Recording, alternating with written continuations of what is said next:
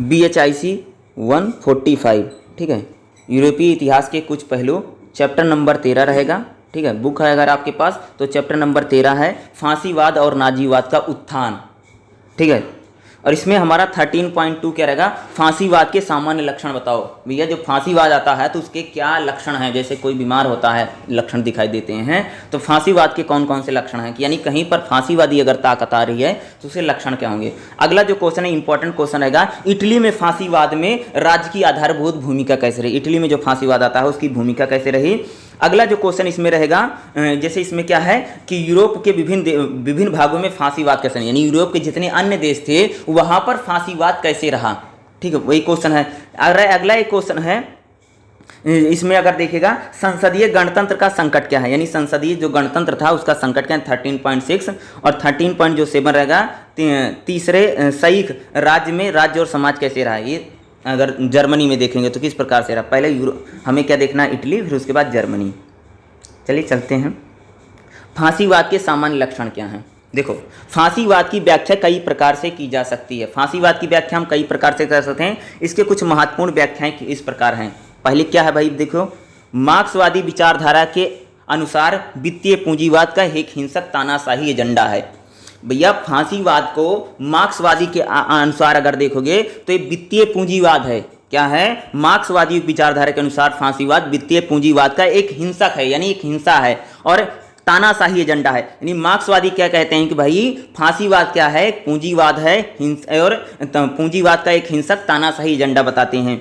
दूसरा क्या, मध्यवर्गीय उग्र सुधारवाद, यानी मध्य वर्ग में जब उग्र सुधारवाद बहुत एग्रेसिव सुधारवाद की बात पर कीजिए। देखो भाई समाज सुधार तो आप सबने सुना था, लेकिन जब समाज में सुधार, उग्र समाज सुधार, यानी बहुत एग्रेसिव के साथ भैया कि दबाव दबा के प्रेशर बना के जब सुधार किया जाता है उसको बोलते हैं उग्र सुधारवाद की एक अनूठी अभिव्यक्ति थी। यानी आप फांसीवाद को कह सकते हैं कि मध्यम वर्गीय समाज में उग्र सुधारवाद हम कह सकते हैं। जब मध्यम वर्गीय परिवार में उग्र सुधारवाद हो तो इसका मतलब है कि फांसीवाद आ रहा है। संस्कृति तथा नैतिकता में गिरावट का प्रश्न, यानी संस्कृति और नैतिकता में जब गिरावट होती है, ये भी क्या है, इसका एक आप कह सकते हैं इसका लक्षण है। अगला, एक प्रकार के मानसिक असंतुलन, क्या है, एक प्रकार का जब मानसिक असंतुलन होता है और विकृति का परिणाम आता है तो इसको बोलते हैं नातेदारी, चर्च, श्रेणी तथा निवास स्थान आदि परंपरागत पहचानों के टूटने पर आकर के रहित जन समूह का उदय का प्रतीक। नहीं, जब नातेदारी व्यवस्था, चर्च, श्रेणी या जो निवास स्थान होता है उनकी पहचान टूटने पर जब जन समूह का उदय होता है उसको हम फांसीवाद ताकतों के रूप में कह सकते हैं।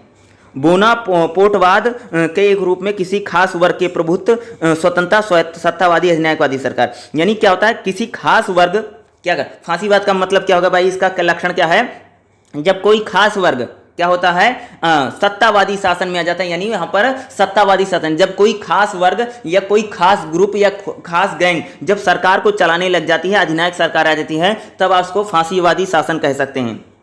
अब देखिए, इस सूची में और भी कई बातें जोड़ी जा सकती हैं, परंतु इन अलग अलग व्याख्याओं से पता चलता है कि फांसीवादी के विषम तत्व होते हैं। यानी फांसीवादी में जो तत्व हैं, कई प्रकार के विषम तत्व होते हैं। यूरोप में फांसीवाद का उदय समग्र राष्ट्रवाद, यूरोप में फांसीवाद का जो उदय होता है वह पूरे राष्ट्रवाद जैसे अन्य प्रकार के मानवीय पहचानों को पीछे छोड़ते हुए राष्ट्र को सौहार्दपूर्ण सामूहिकता में विश्वास था। यानी अगर देखो फांसीवाद के उदय में अगर देखेंगे, राष्ट्रवाद जो था वो बहुत इंपॉर्टेंट है। यानी फांसीवाद में राष्ट्रवाद काफी इंपॉर्टेंट महत्व रखता है, मानवीय पहचानों को पीछे छोड़ेगा। यानी फांसीवाद क्या करेगा, मानवीय जो पहचान है उसको पीछे छोड़ते राष्ट्र की सौहार्दपूर्ण, यानी राष्ट्र में भाईचारा या कह सकते हैं अच्छा माहौल या उसकी सामूहिकता में विश्वास करता है। और गैर मार्क्सवादी समाजवाद के मिलन से हुआ है, यानी गैर मार्क्सवादी जो समाज था उसके मिलने से फांसीवाद का जन्म हुआ है। इस समग्र राष्ट्रवाद में साम्यवाद, संसद, लीग ऑफ नेशन, वित्तीय पूंजी तथा बहुराष्ट्रीय यहूदी समुदाय जैसे अंतर्राष्ट्रीय संगठनों, आंदोलन तथा अंतर्राष्ट्रवाद का प्रति गहरा मनोभाव है। यानी इनके प्रति किसका मनोभाव है, साम्यवाद के प्रति। यानी फांसीवाद साम्यवाद को बेहतर नहीं बताएगा भैया, लीग ऑफ नेशन को, वित्तीय पूंजी को, यहूदी समुदाय को, इन सभी के प्रति इनका क्या है, इनके मन में गहरा द्वेष भावना है। यानी फांसीवाद को अगर बोलोगे तो साम्यवाद, संसद, लीग ऑफ नेशन, वित्तीय पूंजी और यहूदी के जो समुदाय तथा अंतर्राष्ट्रीय संगठन और आंदोलन के प्रति इनका क्या है, इनके मन में गहरा द्वेष भावना है, मनस्य भाव है। फांसीवाद का उदय एक ऐसे उग्र सुधारवादी आंदोलन से हुआ था। फांसीवाद क्या है? एक प्रकार का उग्र सुधारवादी आंदोलन है। क्या है? फांसीवाद को अगर एक लाइन में क्या लिखोगे कि उग्र सुधारवादी आंदोलन है। ठीक है, कहाँ गया? उग्र सुधारवादी आंदोलन के रूप में, जिसमें उदारवाद, प्रजातंत्र और मार्क्सवाद जैसी अवधारणा को अस्वीकार। देखो, जो फांसीवाद है वो किसको किसको? उदारवाद को, प्रजातंत्र को तथा मार्क्सवाद को बिल्कुल सिरे से नकार देता है। फांसीवाद क्या है? एक उग्र सुधारवादी आंदोलन है जो कि उदारवाद, मार्क्सवाद और प्रजातंत्र को क्या करता है? नकार देता है, यानी इनको डिनाई करता है।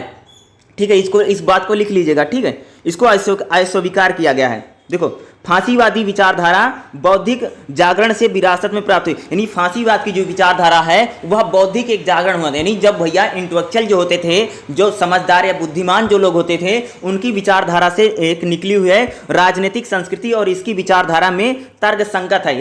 इसकी जो, अगर फांसीवाद की विचारधारा में क्या है? भौतिकवाद है। भौतिकवाद का मतलब भाई सुख सुविधा ज्यादा रहे। व्यक्तिवाद, ठीक है, व्यक्तिवाद है। दूसरा बहुलतावादी स्वायत्ता जैसे सिद्धांतों को अस्वीकार किया, यानी अगर फांसीवाद जो विचारधारा है वह भौतिकतावाद को, व्यक्तिवाद को, बहुलतावाद जैसे स्वायत्ता को बिल्कुल क्या करती है? सिद्धांतों को अस्वीकार का प्रतीक बन गए, यानी इनको अस्वीकार कर दिया है। फांसीवाद एक अन्य सांस्कृतिक चेहरे में सक्रियतावाद, ठीक है, जैसे जैव शक्तिवाद, सामाजिक वाद जैसे उभरे हैं। यानी इसमें क्या है? जैव शक्तिवाद यानी शक्ति और उसके पावर। देखो, फांसीवाद क्या है? एक उग्र समाज सुधार आंदोलन था फांसीवाद। ठीक है, जो कई सारी चीजों को, यानी उदारवाद को, मार्क्सवाद को और इनको जनतंत्रवाद को डिनाई करता है, इनको मानने से इनकार कर देता फांसीवाद। ठीक है, सरले का कार्य दार्शनिक अंतर्गत ऊर्जा तथा जीवन शक्ति पर आधारित था। इसके सक्रियवाद का उपयोग जन समुदाय को लामबंद, नहीं कह सकते हो कि जैसे देखोगे कि जो फांसीवाद है वह जन समुदाय को क्या करता है? लामबंद करने के, यानी एकजुट करने का काम करता है। सामाजिक डायरेनवाद का मानना है कि समाज में लोग जीवन जीने के लिए आपस में संघर्ष करते हैं, यानी कह सकते हो कि फांसीवाद क्या मानता है? लोग समाज में जीवन जीने के लिए क्या करते हैं? भैया आपस में संघर्ष करते हैं। इसमें श्रेष्ठ समूह और नस्लों की जीत होती है, यानी फांसीवाद क्या बताया जा रहा है? यानी कह सकते हैं यहाँ पर थिंकर क्या कह रहे हैं? थिंकर क्या कह रहे हैं? समाजवाद का या क्या बोले रहे हैं कि लोग जो हैं वो आपस में, समाज में लोग जीवन जीने के लिए करते हैं, आपस में संघर्ष करते हैं, और जो श्रेष्ठ समूह होगा उसकी नस्लों की क्या होती है? जीत होती है। आगे देखो, फांसीवाद का मूल 19वीं शताब्दी में उदारवादी प्रजातंत्र, यानी फांसीवाद का जो शुरुआत होती है वह 19वीं शताब्दी में उदारवादी प्रजातंत्र, संसदीय प्रणाली, मार्क्सवादी समाजवाद की आलोचना में ढूंढा जा सकता है। यानी जो फांसीवाद है वह उदारवादी प्रजातंत्र, संसदीय प्रणालियों में और मार्क्सवादी जो समाजवाद है उसकी आलोचना करने वालों में, उसके आलोचक के रूप में फांसीवाद का जन्म हुआ। हालांकि इनके विचार रूढ़िवादी अधिनायकवादी समूह से अलग थे, यानी फांसीवाद के जो विचार हैं वह रूढ़िवादी जो अधिनायकवाद है, रूढ़िवादी अधिनायकवाद से इनसे अलग दिखाई देते हैं। सामान्य तौर पर धार्मिक विचारधारा, अगर सामान्य तौर पर देखोगे जो धार्मिक विचारधारा है रूढ़िवाद में अधिनायकवाद का आधार थी। क्या थी? धार्मिक विचारधारा के रूढ़िवाद में अधिनायकवाद पर एक आधार थी, जबकि फांसीवाद जड़ शक्तिवाद, गैर तर्कसंगतता तथा नव आशावाद, क्या है? नव आशावाद जैसे नए सांस्कृतिक दर्शन पर आधारित था। देखो, इसको यहाँ पर आपको लिखना पड़ेगा। फांसीवाद किस पर आधारित है? देखा, फांसीवाद किस पर है? जड़ शक्तिवाद। लिख लो, इसको लिख लो भाई। फांसीवाद किस पर आधारित है? जैव शक्तिवाद, गैर तर्कसंगतता और धर्मनिरपेक्षता और नव आदर्शवाद जैसे सांस्कृतिक दर्शनों पर आधारित है। ठीक है, रूढ़िवादियों ने जहां परंपरागत विरासत का सहारा लिया, यानी जो रूढ़िवादी थे उन्होंने किसका सहारा लेते थे? परंपरागत जो हमारी विरासत होती है उसका सहारा लिया। वहीं फांसीवादियों ने उग्र सुधारवादी संस्थागत परिवहन का, यानी जो फांसीवाद थे वो क्या करते भैया? सुधारवाद के लिए उग्र सुधारवादी आंदोलनों में या परिवर्तन का उन्होंने क्या किया था? आह्वान किया था।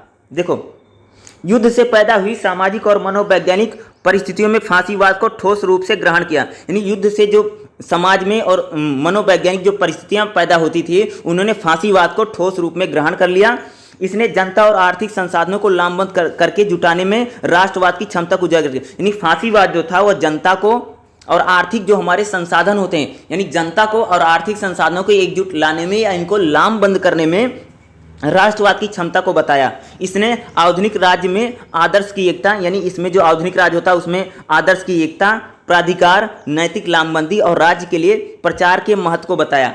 युद्ध के बाद फांसीवाद एक सामान्य सूत्र में बंधने लगा। युद्ध के बाद क्या हुआ कि जो फांसीवाद था एक समान सूत्र में बंधे लोगों के नजरिए उदित हुआ, जिसमें सामुदायिक उपासना, क्या क्या इसमें चीजें हैं। सामुदायिक उपासना का मतलब भैया मिलजुल करके जो पूजा पाठ करते हैं, सामुदायिक उपासना, गीतों, मसाल, जुलूसों के जरिए एकजुट किया गया। यानी इसमें क्या, फांसीवाद में भैया लोगों को कैसे एकजुट किया जा रहा था, सामुदायिक उपासना करके, गीतों के जरिए और मसाल और जुलूस जो थे इनके जरिए इनको एकजुट किया गया। और इसमें संप्रदाय विशेष के शारीरिक हिंसा, यानी इसमें जो संप्रदाय विशेष होता है, यानी किसी संप्रदाय के प्रति क्या शारीरिक हिंसा होती थी, हिंसा और क्रूरता को उजागर किया। यानी जो फांसीवाद है वह किसी विशेष संप्रदाय के प्रति क्या करता था, शारीरिक हिंसा का सहारा लिया इसने। किसका लिया भाई, शारीरिक हिंसा और क्रूरता को उजागर बता। ड्यूस इटली और फ्रांस जर्मनी के नेता के रूप में कमोबेश एक धार्मिक और पवित्र व्यक्ति को मानने में आदर्शवादी व्यक्ति थे। जनतांत्रिक बुजुर्गों संस्थानों और मूल्यों का विरोध करने के बावजूद फांसीवादियों ने जनलामबंदी, जनमत के द्वारा अपनाए गए राजनीतिक तरीकों का इस्तेमाल किया। यानी जो फांसीवाद था वो क्या करता था, जनमत के तरीकों को अपनाता था या जनता को एकजुट करने का प्रयास किया था। अपने पक्ष में जो फांसीवाद है वह लोगों को एकजुट करने का प्रयास करता था, ठीक है। परंतु वह समाज में बहुलतावाद के समान व्यक्ति की स्वतंत्रता, नागरिक और राजनीतिक स्वतंत्रता पर आधारित प्रजातंत्र का विरोध करते थे।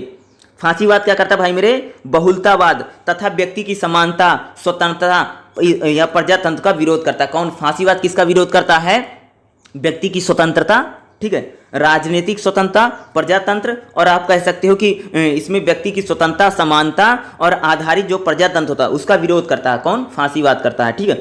इन्होंने राजनीति का सैन्यीकरण कर दिया। भैया इस एक वर्ड में इसको लिखना कि फांसीवाद ने क्या कर दिया, राजनीति का सैन्यीकरण कर दिया। यानी राजनीति को भी भैया सेना वाला बना दिया, सैन्यीकरण कर दिया। और सैन्य प्रतीकों तथा शब्दावलियों का इस्तेमाल, यानी जो सैन्य प्रतीक होते हैं, जो सैन्य की शब्दावली होती थी, उनका इस्तेमाल करके जनता को अपनी ओर आकर्षित किया।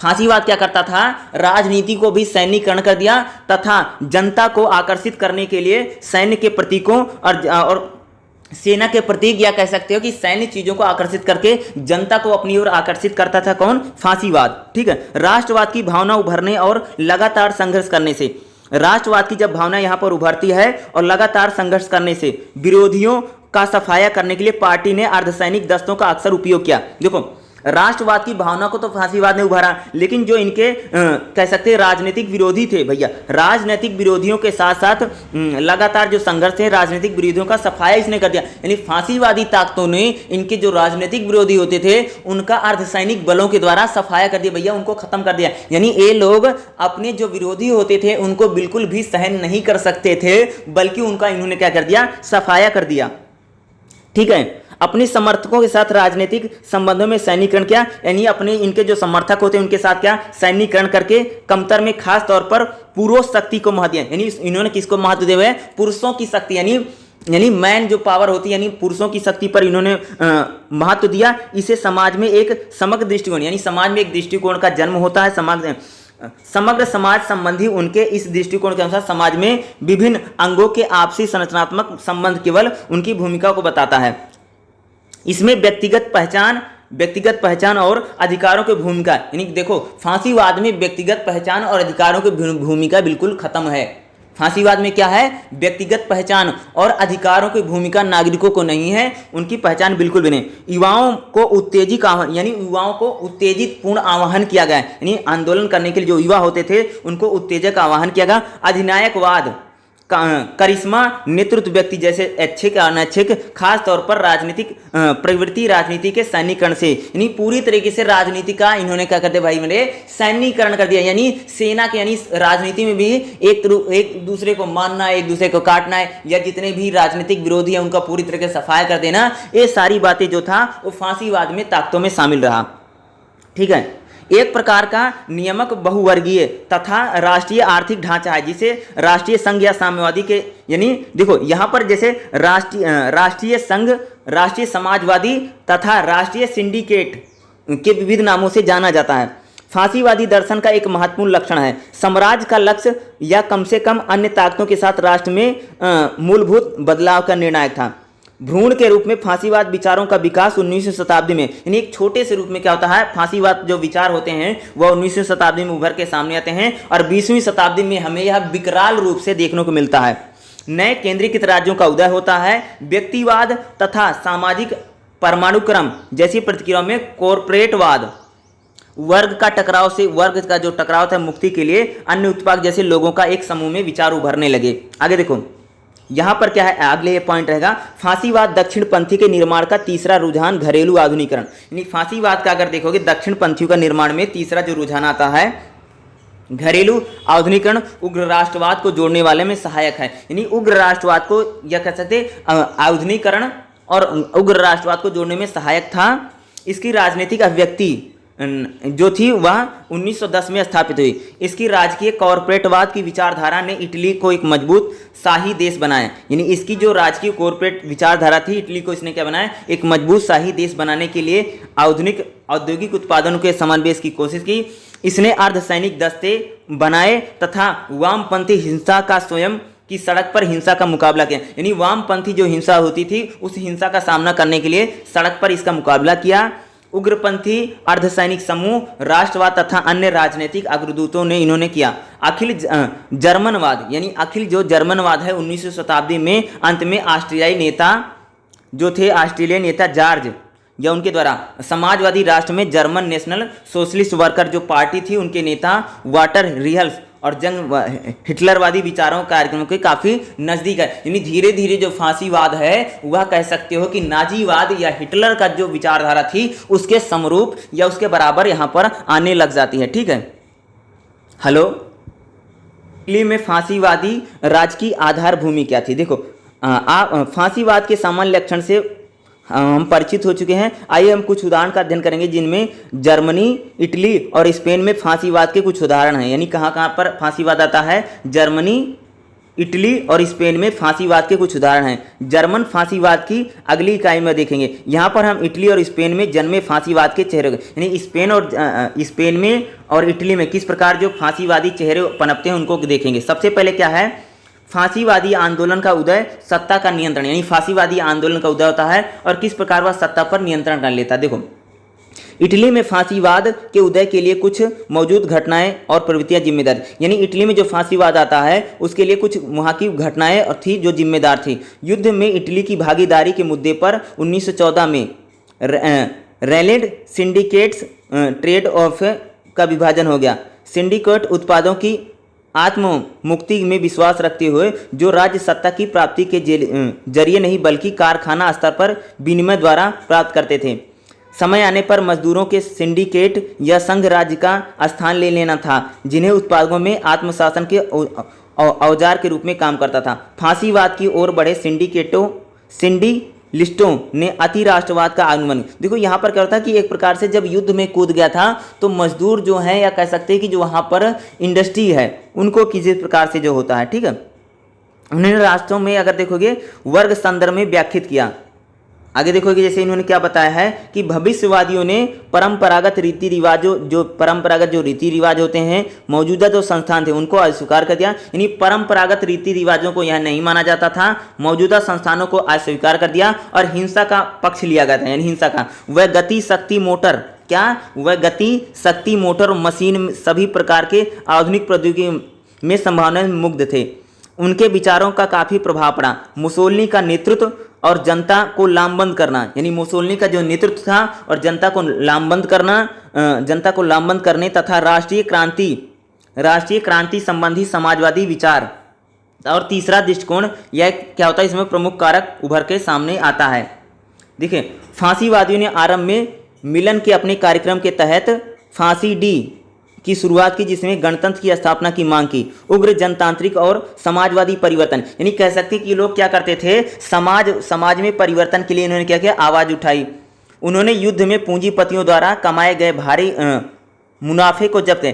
पूंजीपतियों ने भैया युद्ध के समय पूंजीपतियों द्वारा जो उन्होंने भारी मुनाफा कमाया उसको जब्त कर लिया। बड़े ज्वाइंट स्टॉक, यानी जो बड़े बड़े ज्वाइंट स्टॉक होते थे कंपनियों को दबाने और भूमिहीन किसानों के जमीन की मांग की। यानी उन्हें बड़े बड़े कंपनी के जो स्टॉक थे उनको दबा लिया और भूमिहीन किसानों की जमीनों की मांग की। 1920 में इस कार्यक्रम में वामपंथी तत्व निकाल दिए गए, यानी वामपंथी जो तत्व थे वो निकल गए। केवल भावनात्मक स्तर पर घोर राष्ट्रवाद, यानी भावनात्मक स्तर पर क्या गया, घोर राष्ट्रवाद, युद्धों का और राष्ट्रीयता का महत्व सरोकार में समाजवादी दल के प्रति द्वेष भावना, यानी समाजवादी जो दल था उसके प्रति कह सकते हो द्वेषवादी भावना का यहाँ पर क्या होता है स्थान रख दिया। खासकर उत्तरी और मध्य इटली में, यानी खासकर अगर देखोगे उत्तरी इटली और जो मध्य इटली है वहां पर फांसीवादी दस्तों का जन्म हुआ, जिसका नेतृत्व अवकाश प्राप्त सैनिकों ने किया। यानी फांसीवाद दस्ते का जन्म होता है जिस अवकाश प्राप्त सैनिक का मतलब होता है जो लोग रिटायर्ड सैनिक थे उन्होंने किया था। ठीक है, स्थानीय पुलिस और सेना ने समर्थन दिया। इन दस्तों का निर्माण वामपंथी के वास्तविक दिखावटे के रूप में हो रहा था। इन दस्तों के अनुसार में जनवरी 1923 में मुसोलिनी के स्थानीय दस्तों का भी अनुसरण करने के उपरांत इन नेताओं की शक्तियों को पाबंदी लगाने के लिए फांसीवाद अन्य सैन्य दस्तों ने, ये फांसीवाद क्या करता था भाई, क्या करता था सैन्य दस्तों का निर्माण करता ताकि फांसीवादी ताकतों को बढ़ाया जा सके। ठीक है, रोम में फांसीवादियों ने जुलूस का जिस अव्यवस्थित ढंग से संयोजन किया उससे पता चलता है यदि राजा में निर्णय लेने की शक्ति होती तो उन्हें सेना के एक भाग को मूक समर्थन न मिला होता या उनकी क्रांति विद्रोही कभी सफल नहीं होती। अक्टूबर 1922 में राजा ने मुसोलिनी को प्रधानमंत्री, नहीं अक्टूबर 1922 में क्या होता है राजा ने मुसोलिनी को प्रधानमंत्री नियुक्त किया, जिसने सत्ता प्राप्त करने के बाद कुछ दिनों के भीतर संविधानों के नियमों को पालन। नहीं मुसोलिनी जब सत्ता प्राप्त करता तो कुछ दिन तो क्या करता भैया, वह संवैधानिक नियमों के अनुसार, यानी संविधान में जैसे नियम कानून है उसी के अनुसार तो वो शासन चलाता है, पालन किया। हालांकि मुसोलिनी ने महसूस किया कि सत्ता में बने रहने के लिए बहुवर्गीय राष्ट्रवादी आंदोलनों को भी दक्षिणपंथी ताकतों के साथ समझौता या गठबंधन करना पड़ेगा। यानी मुसोलिनी क्या जब वो सत्ता में आता है तो उसको लगता है जो बहुवर्गीय राष्ट्रवादी आंदोलन है उनको भी दक्षिणवादी ताकतों के साथ क्या गठबंधन करना पड़ेगा। फरवरी 1923 में फांसीवादी दल ने इतालवी राष्ट्रवादी संघ यानी नेशनल एसोसिएशन ऑफ इटली पर विलय कर लिया। यानी इटली में क्या होता है इसका विलय हो जाता है। सेना के अधिकारी, शिक्षाविद, प्रशासक और व्यापारियों के व्यापक समर्थन प्राप्त करने के लिए रूढ़िवादी सम्राट और प्रजातांत्रिक दक्षिणपंथी दल के साथ, यानी क्या होता है इटली का धीरे धीरे क्या होगा भाई विलय हो जाता है। ठीक है, इटली का यहाँ पर क्या होगा, इटली का विलय हो जाएगा। यहाँ पर जिस प्रकार मुसोलिनी का शासन आता है। ठीक है, आगे देखिए 1923 में बिल पारित करने में परंपरागत दक्षिणपंथी समूहों ने फांसीवादियों को समर्थन दिया। यानी दक्षिणपंथी जो थे उन्होंने क्या कर दिया, फांसीवादियों को समर्थन दिया। यह प्रस्ताव किया कि चुनाव में 1/4 मत प्राप्त कर लेने पर किसी दल को अपने आप संसद में 2/3 सीटें प्राप्त हो जाए। इस प्रकार से, यानी जिस प्रकार से वहां पर फांसीवादी ताकतें आ रही थी। शासन व्यवस्था में सुदृढ़ीकरण कैसे हुआ, देखो ताकतों और धोखाधड़ी का इस्तेमाल करके यहाँ पर जो ताकतें थी, ठीक है, वहां पर जो ताकतें थी, ठीक है, तो उन ताकतों में अगर देखोगे, ताकतों में जैसे देखोगे शासन व्यवस्था में सुदृढ़ीकरण कैसे हुआ, ताकतों और धोखाधड़ी का इस्तेमाल करके फांसीवादियों ने 1924 का चुनाव आसानी से जीत लिया। यानी भैया ताकत का प्रयोग करके, पैसे का प्रयोग करके, धोखाधड़ी का प्रयोग करके फांसीवादी जो थे 1924 में चुनाव आसानी से जीत लिया। और 1924 में समाजवादी नेतृत्व थे या मोटोवाटी की हत्या करके अस्थायी अफरा तफरी के बाद मुसोलिनी तानाशाही को संस्थागत रूप में काम करने, यानी मुसोलिनी क्या करता था धीरे धीरे जो वहाँ पर अन्य लोग थे, यानी कह सकते प्रतिनिधि समाजवादी जो प्रतिनिधि था उसकी हत्या कर दी इसने। ठीक है, और संस्थागत रूप से काम करने लगा। अक्टूबर 1926 में सभी विरोधी दलों पर प्रतिबंध लगा। भैया सभी विरोधी दल थे, यानी मुसोलिनी सत्ता में आता है और मुसोलिनी सत्ता में आने के बाद क्या करता है, सभी जितने भी विरोधी दल थे उनके क्या करता है, सभी विरोधी दलों पर प्रतिबंध लग गया। अखबारों पर बंधन लगा दिए गए, यानी अखबार थे उन पर भी बंधन लग गया। यानी अखबार राज्य की सुरक्षा के लिए सार्वजनिक सुरक्षा कानून, यानी राज्य को सुरक्षित रखने के लिए सार्वजनिक सुरक्षा कानून बना करके व्यक्तिगत स्वतंत्रता समाज, नहीं भैया व्यक्ति जो यानी इंसान को कोई स्वतंत्रता नहीं, मीडिया कंट्रोल में कर दे, जितना विपक्षी थे यानी जो समाजवादी नेता था ना उसकी हत्या कर दी, उसको मार दिया, मुसोलिनी मरवा दिया। ठीक है, और 1926 में जितने भी विरोधी दल थे सब पर बैन लग गया, भाई पार्टी वार्टी कुछ नहीं रह गई। तथा राज्य की सुरक्षा को क्या करता है, सार्वजनिक सुरक्षा कानून बना करके जो नागरिक की इंडिपेंडेंसी थी, जो स्वतंत्रता थी, उसको खत्म कर दिया। जो मीडिया था, मीडिया पर, अखबारों पर पूरी तरीके से प्रतिबंध लग गया। सिंडिकेट कानून 1926 में बनाकर उत्पादन के हित में श्रम राज्य में। सिंडिकेट कानून क्या होता है, देखो इसको समझना लिखने के लिए आपके लिए बहुत आसान रहेगा। देखो सिंडिकेट कानून का मतलब होता है कि जो उत्पादन था, जो उत्पादन हो रहा था वह श्रम राज्य के हित में होगा, यानी जो जो कंपनी जो इंडस्ट्री है उसका जो उत्पादन होगा उसमें जो लाभ होगा वो पूरा राज्य लेगा। इसी को क्या बोलते हैं, अपने नियंत्रण में लेना है। यानी उत्पादन जो हो रहा था सिंडिकेट कानून में, कंपनी इंडस्ट्री में जो पूरा उत्पादन हो रहा था उसको राज्य ने अपने नियंत्रण में लिया। कानून बनाकर फांसीवादी संघों को वार्तालाप के लिए, यानी कानून बनाकर जो फांसीवादी संघ थे उनको बातचीत करने के लिए एकाधिकार दिया गया। अनिवार्य मध्यस्थता के लिए ट्रिब्यूनल कानून बनाए गए। हड़तालों को तथा काम रोको जैसे आंदोलन नहीं भैया कि वहां पर आप क्या हड़ताल जो होती थी, जो धरना होता था, जो प्रदर्शन होता था, उन सभी पर उसने क्या लगा दिया, बैन लगा दिया। किसने लगा दिया, मुसोलिनी ने, सब पर बैन लग गया। ठीक है, फांसीवादी दल को भी नौकरशाही के ढांचे में ढाल दिया। यानी फांसीवादी जो दल था अब वह नौकरशाही बन गया था, यानी एक प्रकार से शासन चलाने लगा पार्टी। ठीक है, अक्टूबर 1926 में बनाए गए दल ने नए संविधान में सभी शक्तियों का, यानी आगे चल करके अक्टूबर 1926 में क्या होता है, नया संविधान बन जाता और सभी शक्तियों का केंद्रीकरण। नहीं भैया कि जो अलग अलग शक्तियां इटली में बटी हुई थी, सभी शक्तियों का केंद्रीकरण, यानी मुसोलिनी अपने पावर सभी शक्तियां क्या करता है, अपने पास रख लेता है, जिसमें सभी पदों पर नियुक्तियां ऊपर से आरोपित करने का प्रावधान था। यानी अब जो नौकरी होती थी, जो बड़े पद होते थे, जो पद होते थे ना, वह ऊपर से लोगों को बता करके भाई अपॉइंटमेंट इस प्रकार से नियम बनाए। 1927 में मुसोलिनी ने दल और राज्य के बीच संबंध के प्रश्न को सुलझाया और राज्य का वर्चस्व दिया। यानी उसने राज्य को पूरी तरीके से अपने वर्चस्व में ले लिया। आगे देखिए 1926 से 1929 में 60,000 दस्ता यानी सदस्य दलों को निष्कासित कर दिया। मजदूर संघों के बीच सेंडिलिस्ट विचारों को नियंत्रित करने की कोशिश की गई। सेंडिलिस्टों ने नेता रोमनी को 1928 में पद से हटा दिया। देखो पूरी तरीके से अगर आप देखोगे ना, मुसोलिनी पूरी तरीके से क्या करता है, पूरे जो राज्य होता है अपनी तरफ से कानून बनाता, अपनी तरफ से चीज़ों को बनाता है, पूरा कंट्रोल कर लेता है। क्या होता है भाई मेरे, यहाँ पर उसका क्या मुसोलिनी क्या कर लेता है, पूरी तरीके से उनका क्या होगा, अंडर कंट्रोल है, पूरी तरीके से क्या कर लेता है वहाँ इटली को। ठीक है, क्या कर लेता है, उसने पूरी तरीके से अंडर कंट्रोल कर लिया है इटली को। यही चीज़ें इसमें बताई गई, इसमें जो इंपॉर्टेंट रहेगा। अगला देखिएगा, फांसीवादी जन संगठनों का प्रमुख प्रकार क्या थे। फांसीवादी जो जन संगठन थे, ठीक है, यहाँ वो जो फांसीवादी जन संगठन है उनमें प्रमुख सुधार क्या थे। देखो शीर्ष पर 1922 में एक परमारस संस्था के रूप में फांसीवादी महापरिषद की स्थापना की गई, जिसमें 1928 में राज्य का एक अंग बना दिया। परंतु निचले स्तर पर काम कर रहे संगठन ज़्यादा महत्वपूर्ण नहीं भैया, जो निचले स्तर पर संगठन थे ना वो ज़्यादा महत्वपूर्ण थे। ऊपर के संगठन तो महत्वपूर्ण है, लेकिन जो निचले स्तर पर जो संगठन थे वह भी ज़्यादा महत्वपूर्ण रहे। ठीक है, 1928 में फांसीवादी दस्तों के बीच अर्धसैनिक दस्ते विकसित किए गए। यानी फांसीवादी, ये जो भैया फांसीवादी जो आंदोलन चला था, ये जो फांसीवादी लोगों का जो दस्ता था उसको अर्धसैनिक बनाया। यानी फांसीवादी जो दल था उसके जो पार्टी वार्टी के लोग थे भैया, उनको सैनिक रूप में बना दिया गया, यानी वो भी सैनिक बन गया।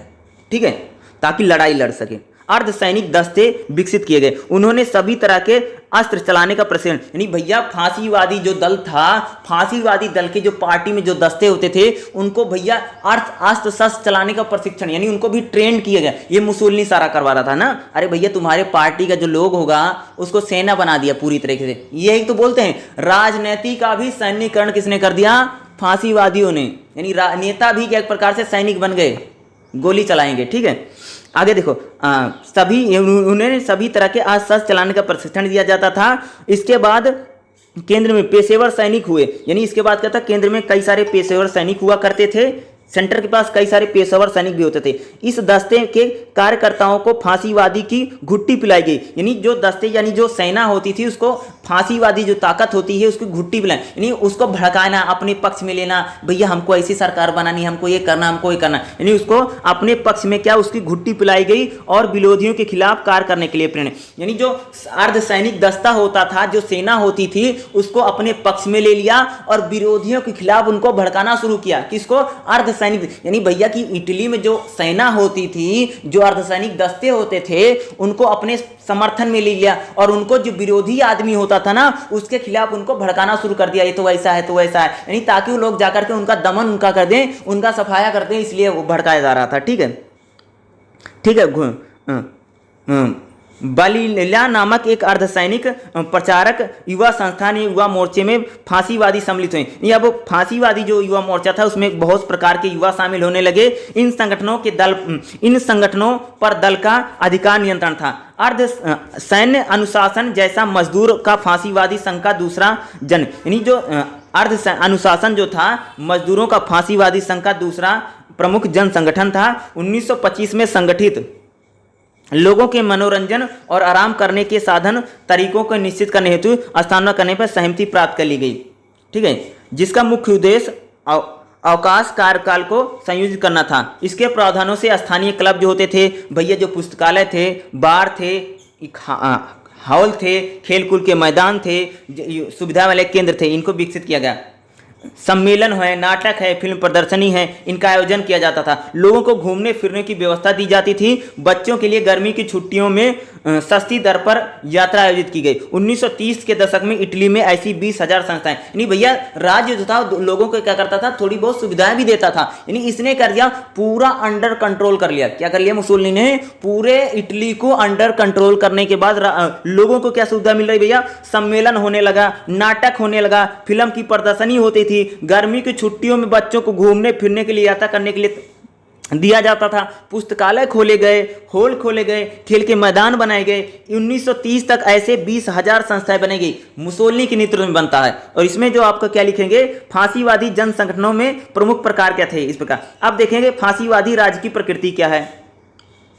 प्रकृति यानी उसका नेचर क्या था। देखो, हालांकि कुछ लोग इसे सर्वसत्तात्मक राज्य की संज्ञा देते हैं, सत्तात्मक राज्य की संज्ञा देते हैं, परंतु राज्य की सत्ता प्रमुख रूप से संघर्ष के क्षेत्र तक ही सीमित थी। यानी जो इसमें अगर देखोगे जो फांसीवादी राज्य हो क्या है, संघर्ष के क्षेत्र तक ही सीमित है। यानी एक प्रकार का ये संघर्ष करते रहे, संघर्ष के क्षेत्र तक ही सीमित रहे, इसकी संपूर्ण नियंत्रण स्थापित न हो सका। यानी कह सकते हो कि जो फांसीवादी हैं वह पूरी तरीके से स्थापित नहीं हो सके। ज्यादातर इतिहासकारों का यही मानना है, ये संघर्ष के क्षेत्र तक ही सीमित रहे। यानी ये लोग संघर्ष करते रहे, सरकार बनाने का, सरकार बनी भी, संघर्षरत ज्यादा दिखाई देते हैं, लेकिन इनका नियंत्रण पूरी तरीके से स्थापित हुआ है ऐसा ना हो सका।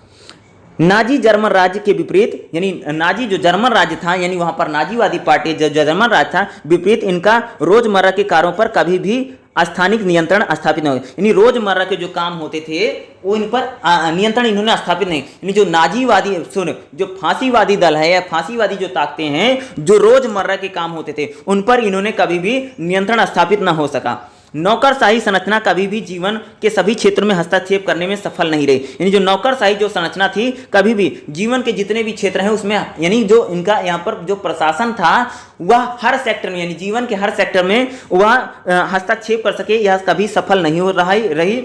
यह एक ऐसी तानाशाही थी जो बहुलतावादी, यानी क्या कह सकते हैं, यह एक ऐसी तानाशाही जो बहुलतावादी, अर्ध बहुलतावादी व्यवस्था का प्रतिनिधित्व करती थी। यानी जो फांसीवाद क्या करता था, बहुलतावादी और अर्ध बहुलतावादी व्यवस्था का प्रतिनिधित्व करता था, परंतु यह दार्शनिक दृष्टि से नहीं बल्कि संस्थागत दृष्टि से बहुलतावादी थी। अगर देखोगे जो फांसीवादी जो राज्य है वो तो बहुलतावादी है, लेकिन अगर बहुलतावादी तो है किस दृष्टि से है, वो बहुलतावादी दार्शनिक दृष्टि से नहीं है बल्कि संस्थानों की दृष्टि से वो क्या है, बहुलतावादी है। बड़े व्यापार, उद्योग, वित्त, यहाँ तक कि सेना ने भी काफी हद तक अपनी स्वायत्ता कायम रखी। अगर देखोगे जो बड़े बड़े व्यापार होते थे, उद्योग होते थे, वित्त, काफी हद तक जो सेना होती थी, स्वायत्ता का मतलब होता उसने भी अपनी स्वतंत्रता को कायम रखा।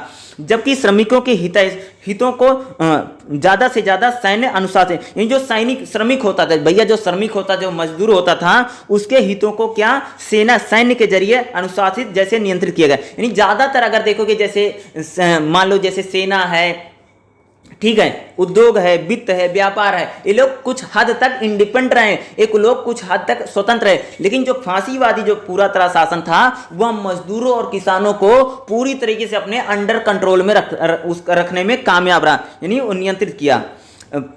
प्रशासनिक तंत्र में भी किसी प्रकार का शुद्धिकरण नहीं किया गया। यानी जो प्रशासनिक तंत्र होता है उसमें भी कोई बड़ा फेरबदल नहीं हो पाया। नौकरशाही कभी भी व्यवस्थित रूप से बदलने की, यानी नौकरशाही को कभी भी व्यवस्थित रूप से बदलने की कभी कोशिश नहीं की गई। पहले की तरह इसमें पेशेवर अधिकारी, यानी नौकरशाही जो होती थी यानी फांसीवादी शासन आने के बाद नौकरशाही को बहुत ज़्यादा बदला नहीं गया था, पहले की तरह ही पेशेवर जो अधिकारी थे उनका वर्चस्व यानी उनका ही दबदबा बना रहा। इसी प्रकार पुलिस का भी राजनीतिकरण नहीं हुआ, उस पर दलीय पदाधिकारियों का कब्जा। यानी अगर पुलिस की बात करेंगे तो उसका भी कभी भी राजनीतिकरण नहीं पुलिस का नहीं किया, बल्कि उनके जो पार्टी के जो पदाधिकारी होते थे उनका कह सकते हैं उनका कब्जा नहीं हुआ। हालांकि 1932 में ओरा नामक एक नई राजनीतिक पुलिस का यानी एक क्या होता है 1932 में एक नई पुलिस का गठन किया जाता है।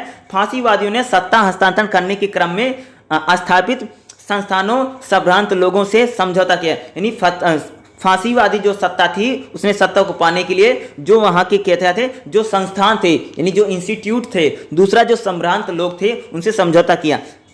कभी भी समझौते की सीमा को पूरी तरीके से उबर नहीं सका। इस शासन के आरंभिक कालों में देश के आर्थिक जीवन में राज का हस्तक्षेप यानी अगर देखोगे जब फांसीवादी शासन आता है तो आर्थिक जीवन का जो क्षेत्र है राज इसमें बहुत ज़्यादा हस्तक्षेप नहीं करता, बहुत न्यूनतम ही कर पाया। मंदी के दौरान प्रत्यक्ष राज्य निवेश पर एक आपातकालीन उपाय रहा। 1937 में IR या कह सकते हैं कि स्थापना के बाद हस्तक्षेप बढ़ा, यानी जो राज्य था वह आर्थिक क्षेत्र में यानी फांसीवादी शासन बहुत ज़्यादा आर्थिक जो क्षेत्र होते थे वहां पर अगर देखोगे तो हस्तक्षेप या कंट्रोल नहीं कर रहा। परंतु यहां तक कि 1940 में भी IR के पास इटली के उद्योग समस्त पूंजी का लगभग 17.8% पूंजी ही थी। राज्य के मुख्य रूप से रासायनिक है, विद्युत है, भैया मशीन है, इन उद्योगों को बढ़ावा देगा। यानी फांसीवादी जो शासन था उसमें कह सकते हो कि राज्य में जैसे रासायनिक है, विद्युत है, इस प्रकार के मशीनों को बढ़ावा दिया गया और रेलवे, बिजलीकरण, टेलीफोन, रेडियो उद्योग को बढ़ावा मिला। यानी रेडियो यानी यहाँ इस प्रकार के विकास को दिया गया, बल्कि बल दिया। इटली में फांसीवादियों ने यह घोषणा कर रखी थी कि इटली अस्थायी तौर पर युद्ध की स्थिति यानी फांसीवादी ने बताया था कि भैया इटली जो है वह युद्ध की स्थिति यानी लड़ाई लड़ने की स्थिति में पूरी तरीके से स्थिति में है, परंतु आर्थिक सैन्यवाद देखने को नहीं मिला। यानी इटली में आर्थिक जो स्थितियां थी या कह सकते हो जो फाइनेंशियल कंडीशन थी वो बहुत ज़्यादा बेहतर नहीं देखने को मिली, अर्थात सैन्य उत्पादन में अधिकांश निवेश यानी सैन्य जो उत्पादन और ये देखो ये लोग कुछ तो काम बढ़िया लेकिन सेना में बहुत ज़्यादा निवेश करें, सेना को टेक्निकल हथियार दे या सेना में अगर देखो सेना में उत्पादन अधिक निवेश नहीं सेना में ज़्यादा निवेश नहीं करते हैं, ठीक है। इसके अलावा इटली में मनोवादी बौद्धिक वर्चस्व यानी इटली में क्या रहा जो बौद्धिक समाज था यानी जो इंटेलेक्चुअल थे उनका वर्चस्व बना रहा। तकनीकी विशेषज्ञों की तुलना में उनका महत्व खत्म यानी तकनीकी विशेषज्ञों की तुलना में अगर देखोगे उनका महत्व ज़्यादा नहीं रहा। तो फांसीवादी जो राज था उसकी इस प्रकार की कुछ प्रवृत्ति यहाँ देखो थोड़ा सा और मैं आपको बताता हूं। फांसीवादी राज ने मजदूरों के लिए कल्याणकारी योजना शुरू की। जो फांसीवादी राज था उसने मजदूरों के लिए भैया कल्याणकारी योजनाएं शुरू की। 40 घंटे के कार्य सप्ताह में शुरू किए। भैया हफ्ता में 40 घंटा काम करना था, ठीक है। कुछ हद तक क्षतिपूर्ति के लिए 1924 में परिवार भत्ता भी यानी फांसीवादी शासन ने परिवार भत्ता भी देने का काम किया। आगे चल करके 1930 में उत्तरार्ध में क्रिसमस बोनस तथा वेतन में छुट्टी नहीं भैया इन्होंने क्या किया क्रिसमस बोनस और वेतन में छुट्टी की। इतालवी राज्य में कम से कम 1937 तक नस्लवादी विरोधी शासन नीति शामिल नहीं थी। देखो 1937 तक ध्यान दो मैं क्या बोला 1937 तक इटली में यहूदियों के विरोध में कोई भी शासन नीति नहीं शामिल थी। यानी यहूदियों को मारना है, उनको प्रताड़ित करना है। 1937 तक मैं क्या बोला 1937 तक यहूदी लोगों के खिलाफ कोई भी विरोधी नीति को नहीं शामिल किया गया था इटली में फांसीवादी शासन के द्वारा। वहां पर लगभग 45,000 यहूदी परिवार अमन चैन से रहता था। सेम डिफरेंस आपको कहां पर दिखा। अभी हम फांसीवाद को पढ़े, इटली को पढ़े, जब हम जर्मनी में चलेंगे तो वहीं पर यहूदियों को मारा जाएगा, काटा जाएगा और उनका नरसंहार यानी जेनोसाइड होगा। लेकिन अगर आप फांसीवादी शासन में देखोगे तो इटली में देखोगे तो इटली में यहूदियों अमन चैन से रहता था। उसके खिलाफ कोई भी हिंसा का सहारा या उस प्रकार के जेनोसाइड जैसे नरसंहार को नहीं किया गया था फांसीवादी शासन में यानी इटली के व्यवस्था में, ठीक है। हालांकि नवंबर 1938 में नाजियों के स्वरूप नस्लीय कानून पारित किए गए। देखो जब नाजीवादी शासन आता है, देखो हिटलर और मुसोलिनी में बहुत ज्यादा दोस्ती है, और दूसरा जो नाजीवादी दल है, नाजीवादी शासन जो फांसीवादी, देखो पहले फांसीवाद आता बाद में नाजीवाद, लेकिन नाजीवाद क्या था भैया, यहूदियों को मारता था, काटता था, तो धीरे धीरे ये लोग भी इससे आकर्षित होते, बोलते कि हम भी यहूदियों के साथ ऐसा करेंगे, तो यहूदियों के साथ इन्होंने भी कुछ ऐसा करने का काम किया। देखो नस्लीय कानून पर, जिसके द्वारा यहूदियों से शादी करने पर आगे चल करके इटली में भैया क्या होता है, यहूदियों के खिलाफ भी बहुत सख्त कानून बनता है, शादी करने पर प्रतिबंध लगा दिया गया। ठीक है, सार्वजनिक रूप से उन्हें नौकरियों से निकाल दिया। यानी अब जो फांसीवादी शासन था, जो इटली था, अब वह यहूदियों के खिलाफ कई कानून लगा, शादी पर रोक लग गया भैया, नौकरी सरकारी उनको नौकरी नहीं दिया जाएगा, और फांसीवादी दल के सदस्य नहीं बन पाएंगे। यानी अब जो यहूदी होगा वह फांसीवादी जो पार्टी होगी उसके पार्टी में शामिल नहीं हो पाएंगे। उनके पास 50 हेक्टेयर से ज्यादा भूमि नहीं हो सकती। यानी कोई भी जो यहूदी इंसान होगा, यहूदी व्यक्ति होगा, वह 50 हेक्टेयर से ज्यादा, यानी 50 हेक्टेयर से ज्यादा भूमि उसके साथ पास नहीं हो सकती, ऐसा कानून बन गया। अब देखेंगे पतन और गणतंत्र, यानी ये जो मुसोलिनी का जो फांसीवाद है, इसका पतन कैसे हुआ। अब इसका हम पतन देखते हैं। 1943 में मुसोलिनी के शासन को उखाड़ फेंका गया। कब? 1943 में मुसोलिनी के शासन को उखाड़ फेंका गया, और इसका सामना करने के लिए उनके पास कोई भी सैन्य तैयारी नहीं थी, यानी मुसोलिनी ने इसकी कोई तैयारी नहीं की थी। इसके बाद पुराने रूढ़िवादी दक्षिण पंथियों की एक गठबंधन की सरकार बनी, जिसमें राजतंत्र सेना, उच्च समृद्धि, संपत्तिवान वर्ग को प्रतिनिधित्व मिला। इसका नेतृत्व नरम फांसीवादी नेताओं ने किया। यही अब वहां पर नरम फांसीवाद आ गया। पहले तो भैया उग्र फांसीवाद था, हिंसक फांसीवाद था, अब वहां पर नर्म फांसीवाद नेताओं ने नेतृत्व किया।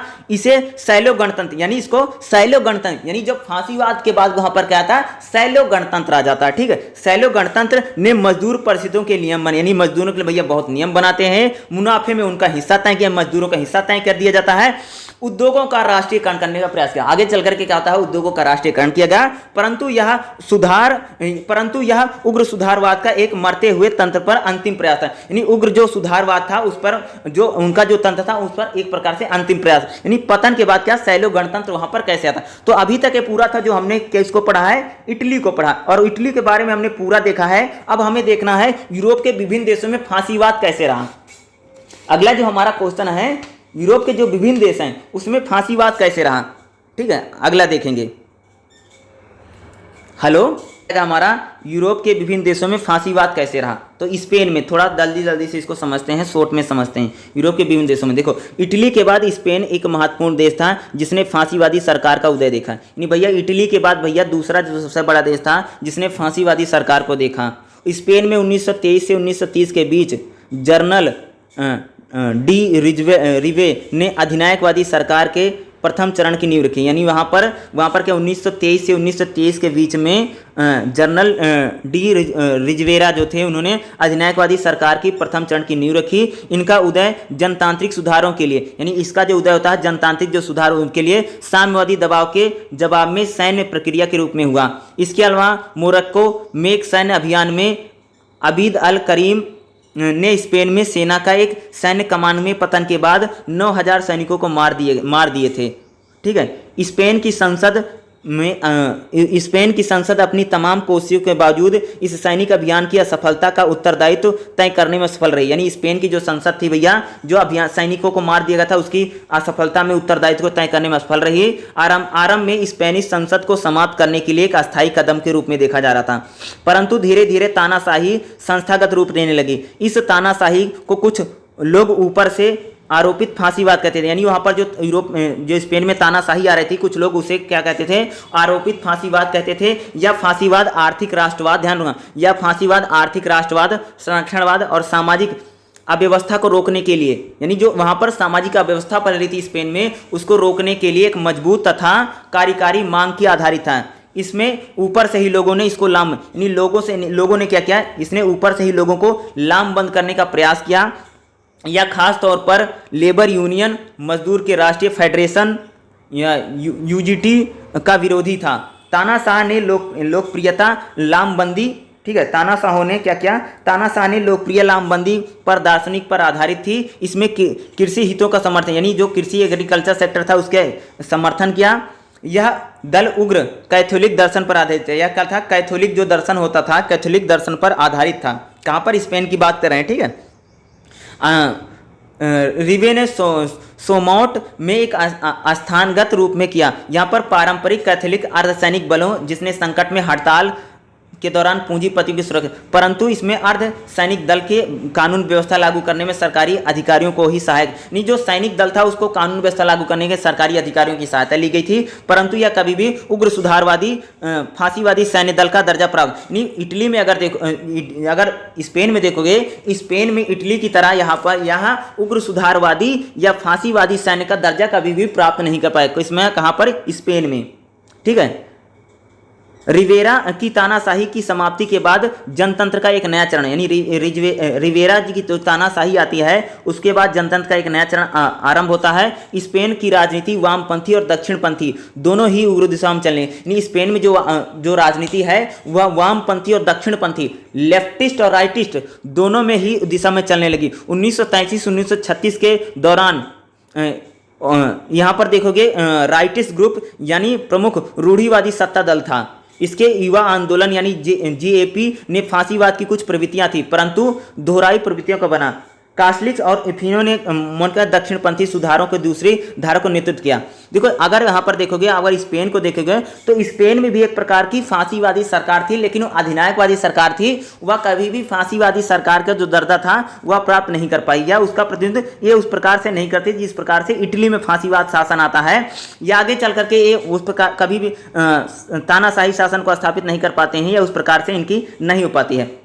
अब थोड़ा सा हम फ्रांस को देख लें, फ्रांस में क्या हो रहा था। देखो फ्रांस में कई फांसीवादी समूह थे भैया, फ्रांस में भी कई फांसीवादी समूह यानी कई सारी पार्टियां थी, परंतु इनमें कोई भी 2% से ज़्यादा वोट नहीं हासिल कर पाया कभी भी, जो फ्रांसीसी मतदान व्यवस्था में बहुत जरूरी था, न्यूनतम शर्त थी। 1989 में स्थापित फ्रांसीसी एक्शन फ्रांसेसो एक प्रकार की फांसीवादी प्रकृतियावादी आंदोलन का आरंभिक था। ठीक है। श्रमिक संघवाद राष्ट्रवाद के साथ मिलने की कोशिश करते थे। यूथ या देशभक्ति युवा भी सैन्य पद्धति पर संगठित था, दंगे फसादों में विश्वास रखता था। यानी कह सकते कि जो फ्रांस का युवा था भाई, वो दंगे फसादों में क्या युवा देशभक्त जो होता था वह दंगे फसादों में विश्वास रखता था। कहाँ का? फ्रांस वाला। ठीक है। कुछ अन्य समूहों जिन्हें व्यापक आधार बनाया, फ्रेंच और ऐसे समूह थे, यानी जो फ्रेंच के यहाँ पर ऐसे समूह थे। कॉडिक ड्यू फ्यूल ने बड़े व्यापार और वित्तियों का समर्थन प्राप्त किया, यानी वहां पर क्या होता था, धीरे धीरे जो व्यापार होता है, जो वित्त होता है, उसका समर्थन प्राप्त किया। राजनीतिक तौर पर इसका झुकाव कैथोलिक संकीर्णवाद की ओर था। 1936 में अगर देखोगे पॉपुलर फ्रंट सरकार यहाँ पर यानी लोकप्रिय मोर्चा, यहाँ पर क्या बनता है, पॉपुलर फ्रंट सरकार यानी लोकप्रिय मोर्चा द्वारा प्रतिबंधित किए जाने के बाद शीघ्र यह फ्रांसीसी सोशलिस्ट पार्टी बन जाती है, और 1933 में द्वारा संगठित फ्रांसिस्को एक दूसरा दक्षिणपंथी यहाँ पर समूह बन जाता है। पूर्व साम्यवादी अगर देखोगे तो यहाँ पर नेतृत्व में संगठित फ्रेंच पॉपुलर पार्टी बनती। देखो अगर फ्रांस में देखोगे तो वहाँ पर भी कोई बहुत ज़्यादा पार्टियाँ तो बनती तो बहुत ज़्यादा, फ्रांस में कई सारी पार्टियाँ बनेगी, कई सारे दल बनते हैं, लेकिन कोई सत्ता में कभी आ नहीं पाता है कि वो फांसीवादी ताकत। देखो वहाँ पर देखो स्पेन में देखोगे, स्पेन में तो जरूर आ जाते हैं, पार्टी में शासन में आ जाते हैं, लेकिन उस तरह वो नहीं कर पाते लंबे समय तक। लेकिन स्पेन अगर यहाँ फ्रांस में देखोगे तो फ्रांस में बहुत सारे दल थे जो फांसीवाद जैसी ताकतें थी या फांसीवाद की विचारधारा थी, लेकिन वो कभी भी सरकार या सत्ता में हासिल नहीं कर पाते, उनकी भी कभी भी सत्ता नहीं बनती है। ठीक है। यहाँ पर एक थोड़ा 2 करंट आपके लिए इंपॉर्टेंट थी फ्रांस में। और अब देखेंगे पूर्वी मध्य यूरोप में कैसा रहा, तो पोलैंड को देखते हैं कि पोलैंड में कैसे रहा। देखिए पोलैंड में फांसीवाद आंदोलन कमजोर था भैया। 1926 में सैन्य विद्रोह द्वारा तख्ता पलटने के परिणाम स्वरूप एक मजबूत सर्वसत्तात्मक शासन स्थापित हुआ। 1935 तक यहाँ पर नरमपंथी अर्धबहुलतावादी व्यवस्था के रूप में काम करता रहा।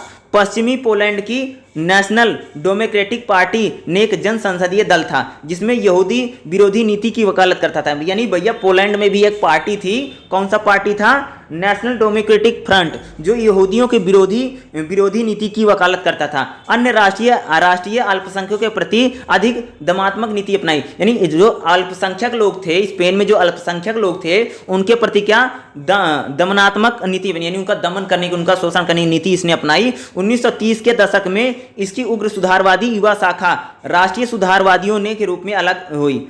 AVI और फलंगा जैसे 2 फांसीवादी संगठनों का जन्म होता। फलंगा की विचारधारा कैथिकवादी था जिसने अर्थव्यवस्था में निजी क्षेत्र की समाप्ति, यानी अर्थव्यवस्था में अगर देखोगे तो निजी क्षेत्र को समाप्त करने के लिए एक प्रकार के राष्ट्रीय समाजवाद पर इन्होंने बल दिया। 1935 में एक सर्वसत्तावाद संविधान का निर्माण हुआ जिसने सहिष्णुता बहुलतावाद को विस्तार को कम किया। 1935 में अगर देखोगे तो यहाँ पर पिलसुडिक्स का देहांत हो गया और इनके उत्तराधिकारी कन्वर ने एक नए फांसीवाद राज्य का दल का यानी नया पार्टी बनती है जिसका प्रथम निदेशक कर्नल फ्लंग को बनाया जाता है और बाद में इनका काफ़ी निर्भर रहा। इस समय में कर्नल देखो, अगर देखोगे अगर यहाँ पर अगर मैं फ्रांस की अगर बात करूँ, पोलैंड की, ठीक है, अगर पोलैंड में देखोगे तो वहाँ पर फांसीवादी जो दल था या फांसीवादी जो आंदोलन था वो बहुत कभी विकराल नहीं है या सरकार में आने की बार बार कोशिश करता था, बनाया भी, लेकिन उस रूप से अगर बहुत ज़्यादा एक्टिव या बहुत ज़्यादा उग्र सुधारवादी आंदोलन नहीं रहा क्योंकि बार बार इनका सत्ता परिवर्तन होता रहा था। हंगरी की अगर बात करो तो हंगरी में विभिन्न प्रकार के फांसीवादी प्रकार के दक्षिणपंथी उग्र सुधारवादी और सर्वसत्तात्मक राष्ट्रीय समूहों का बड़ा जमघट था। यानी भैया हंगरी में तो बहुत सारी जमघट का मतलब होता है बहुत सारे फांसीवादी दल थे या फांसीवादी ताकतें वहां पर बहुत ज्यादा थी। ठीक है, साम्यवादी बेला कुछ विद्रोह 1919 में के बाद मध्यवर्गीयों की नौकरशाही के बड़े बेरोजगार हिस्से ने फांसीवादी के उदय में महत्वपूर्ण, यानी कह सकते हैं कि वहां पर क्या हो रहा था कि नौकरशाही में लोग बड़े बेरोजगार हुए थे और उन सभी लोगों ने फांसीवादी के उदय में यानी उन्होंने सपोर्ट कर दिया, महत्वपूर्ण भूमिका अदा की। दोनों विश्व युद्धों के बीच हंगरी अधिकांशतः एडमिस्ट होर्थे का संकीर्णवादी सत्तात्मक शासन पर कायम रहा। इसने 19वीं शताब्दी में सामाजिक पदानुक्रम का महत्व दिया। वह सीमित मताधिकार पर आधारित था, संसद द्वारा शासन करता रहा। नेशनल यूनिटी पार्टी राजकीय पार्टी थी, एक फांसीवादी समूह फांसीवाद का नेतृत्व करता था जिसने जनता का समर्थन प्राप्त नहीं, परंतु 1932 में अगर देखोगे तो इस शर्त पर प्रधानमंत्री का पद देना पड़ा, स्वीकार किया, अपने कार्यक्रम को नरम बनाया, यहूदी विरोधी छोड़ देगा कि उसने कहा वहां पर जो फांसीवादी ताकत थे यहूदी विरोधी जो चीजें होंगी उनको छोड़ने की बात की गई। ठीक है, यहूदी विरोधी जो आंदोलन या यहूदी विरोध के जो चीजें होंगी उसको वहां पर छोड़ने की बात की गई। ठीक, आगे देखिएगा। परंतु 1936 में उनकी मृत्यु हो जाने के बाद यह काम अधूरा रह गया था। यानी यहाँ पर देखोगे तो वहाँ पर बहुत ज़्यादा संगठन मजबूत नहीं रहा। या चेकोस्लोवाकिया में अगर देखोगे, इसको हम देख लेते हैं यहाँ पर, यहाँ प्रत्यक्ष दो फांसीवादी संगठन थे, नेशनल, ठीक है, फासिस्ट कम्युनिटी थी 1926 में स्थापित हुई थी और चेक नेशनल सोशलिस्ट कैंप जिसका उदय 1930 में हुआ। ये दोनों संगठन कमजोर बने रहे क्योंकि मजदूर समाजवाद से चिपके रहे, यानी मजदूर समाज मध्यम वर्गीय विभिन्न प्रकार के उदारवाद से प्रभावित थे। युद्ध आंतरकाल में अवधि में चेकोस्लोवाकिया में प्रमुख राजनीतिक ताकत पीपुल्स पार्टी के अधिकांशतः फांसीवाद, मूलतः यह एक नरमपंथी संकीर्णता विचारधारा थी।